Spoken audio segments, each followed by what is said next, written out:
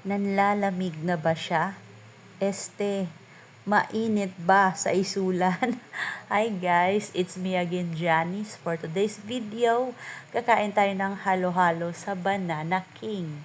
Ayun, habang inaantay namin yung order namin, ayan, nag-tour-tour muna ako dito sa lugar nila. Dahil first time kong kumain dito. And shout out to ate na nagtitinda ng lumpia. Nirecommend niya to sa akin yung Banana King. Kasi napag-usapan namin yung halo-halo lately dahil nga mainit. Syempre, ang cravings natin is malamig pagdating sa pagkain, 'di ba? Ayun. Shout out to Jessa, my sister. She is our videographer for today's video, guys. Mahiyain yarn, pero nag-video siya, 'di ba? Syempre, may halo-halo, charot. Ayan. Thank you also to our sponsor, Filmar of San Diego. He is the sponsor for today's video, guys. Of course, nagparinig lang ako na gusto ko ng halo-halo. Ayan, may halo-halo agad. Charot. And halo-halo reviews tayo. Actually, dapat always honest talaga. Ako honest na magbigay ng review. And kahit pangit pa yan o ano pa yan, if I don't like it, the place or the food, it's better not to upload or to brag on social media. Ganon ako eh. Pero ito, gusto ko siya. Yung halo-halo kasi nila Pino yung ice. Tama yung sabi ni ate. Tapos, I like the ube and the sahog, the banana and the leche plan. And it's not really sweet. Hindi siya ganun katamis. So, perfect to sa mga nagda-diet like me. Kasi if you are sweet lover, maybe parang gusto mo magdagdag ng sugar talaga.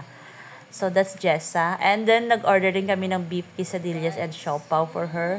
Sorry guys, kasi Taglish tayo. Kasi ang ating mga viewers, they don't understand Tagalog. And sometimes naman, they are learning pa lang a little. So, Tagalog muna tayo with English na kamatis. Sorry also for my English. I'm not really good in English, ha? But I'm trying my best. I'll try my best. I'm trying my best. Which one? Which one is correct? So, ayun. Kinainan ko yung beef quesadillas. Cheesy beef quesadillas. My sister don't like it because it tastes like medicine, sabi niya. But for me, the taste is good because I like herbs and spices and I like cheesy beef quesadillas. So, wala pa naman ako natikman na quesadillas na hindi masarap. This one, I really like the taste. So, shout out to the Banana King. Baka naman. Hindi ito honest review talaga to.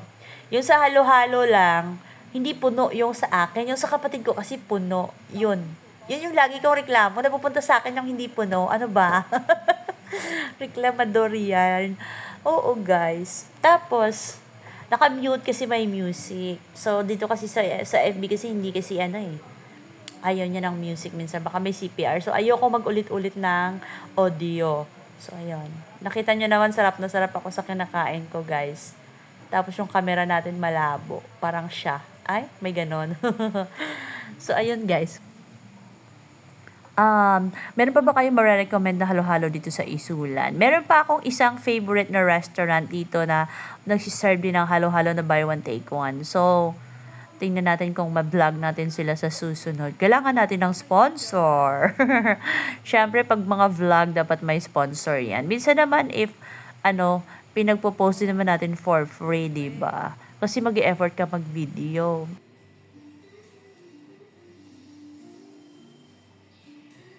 Guys, with my sibling. Pang reels, oh.